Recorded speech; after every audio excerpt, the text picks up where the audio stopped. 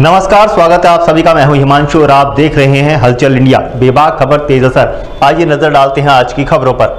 मुजफ्फरनगर के आर्य समाज रोड स्थित आर्य समाज मंदिर में आयोजित संयुक्त हिंदू मोर्चा का कार्यक्रम में पहुंचे भाजपा के फायर ब्रांड नेता ठाकुर संगीत सोम ने उत्तर प्रदेश के पूर्व मुख्यमंत्री और समाजवादी पार्टी के राष्ट्रीय अध्यक्ष अखिलेश यादव को मुगलों का आखिरी शासक बताया। उन्होंने कहा कि उनका डीएनए टेस्ट करा लो, यह मुगल ही निकलेंगे। इसके साथ ही उन्होंने बकरा ईद के त्योहार को लेकर मुसलमानों से कहा कि गैर कानूनी काम नहीं करना चाहिए और देश में दो तरह का कानून नहीं चलना चाहिए। जब बलि प्रथा पर रोक है तो कुर्बानी भी इस देश में नहीं होनी चाहिए। उन्होंने कहा कि कुर्बानी जैसी व्यवस्था देश में बिल्कुल बंद होनी चाहिए। ठाकुर संगीत सोम ने इस दौरान लोकसभा में नेता प्रतिपक्ष राहुल गांधी को भी नहीं छोड़ा। उन्होंने कहा कि वह मेंटली अपसेट हैं और उनका कुछ नहीं पता वह सुबह से शाम तक क्या क्या कहते हैं। देखिए, आज मुजफ्फरनगर हिंदू संयुक्त मोर्चा का जो कार्यक्रम था, ये कार्यक्रम था कि जो लोग समाज में काम करते रहते हैं, समाज के लिए काम करते हैं, सनातन के लिए काम करते हैं, हिंदुत्व के लिए काम करते हैं, उन्हें सम्मानित करने का कार्यक्रम था और सभी को सम्मानित किया गया है। सभी को गमछा और तलवार भेंट की गई है। तो आज बड़ा सुंदर कार्यक्रम था, उसी कार्यक्रम में हम सब लोग आए। आपने अखिलेश यादव को मुगल बादशाह का आखिरी वंश बताया, तो इसमें मैंने गलत क्या कहा था? आपको डाउट है इसमें? आपको डाउट होगा, मुझे कोई डाउट नहीं है। आप इन लोगों का डीएनए टेस्ट कराइए, मुगल ही निकलेंगे, इसके अलावा कुछ भी नहीं है। राहुल गांधी का एक बयान आया, उन्होंने कहा है कि ट्रम्प का फोन है नरेंद्र मोदी जी पर, उन्होंने कहा सिलेंडर, और उन्होंने सिलेंडर कर दिया। देखिए, राहुल गांधी जी कब क्या कहते हैं वो मुझे तो पता नहीं वो किस स्थिति में रहते हैं। वो कब क्या कहते हैं ये मेरी समझ में नहीं आता। उनकी नानी कहती थी, दादी कहती थी कि भारत के लिए हम सर कटा देंगे, मर जाएंगे, और राहुल कहते हैं भारत कौन होता है, भारत क्या है। देखिए, वे मेंटली अपसेट हैं, सुबह से शाम तक अपसेट रहते हैं, इसलिए इन लोगों को सीरियस मत लीजिए।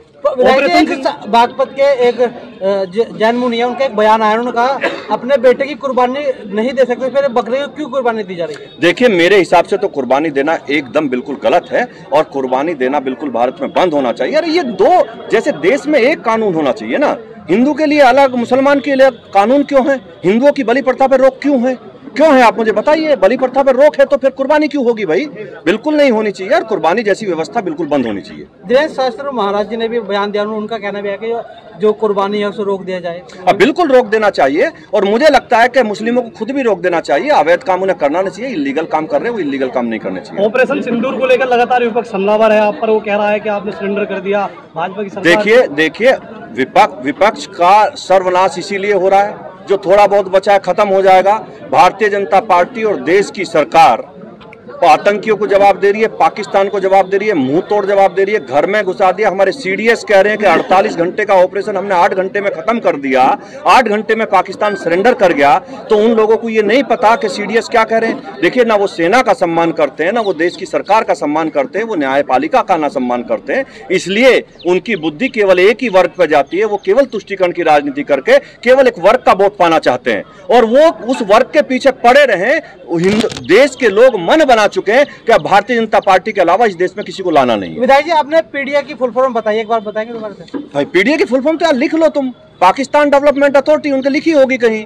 पाकिस्तान डेवलपमेंट अथॉरिटी पीडीए का नाम है, बाकी कुछ भी नहीं है। लेकिन वो पिछड़ा और दलित अल्पसंख्यक बताते हैं, आपने कहा है कि जातियों में नहीं बटे। बिल्कुल नहीं बटेंगे। देखिए, पिछड़ा, दलित, अगड़ा, पिछड़ा, सब सनातनी एक साथ देश के इकट्ठे हैं और भारतीय जनता पार्टी की बार बार सरकार बना रहे हैं। सब सनातनी सरकार बना रहे हैं। जनसंख्या नियंत्रण कानून, देखिए, जनसंख्या नियंत्रण कानून तो बहुत पहले आ जाना चाहिए था और आप निश्चित रहिए, मुझे लगता है जल्दी आएगा।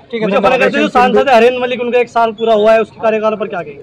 भाई, मुझे तो पता नहीं, वो हरिंदर जी से पूछोगे ना, मुझसे थोड़ी पूछेंगे। क्षेत्र आता है उसमें, तो उस कार्यकाल का मैं उन्हें ये सलाह दूंगा कि आप अच्छे काम करिए, ना कि इधर उधर की बातों में पड़े, वो अच्छे काम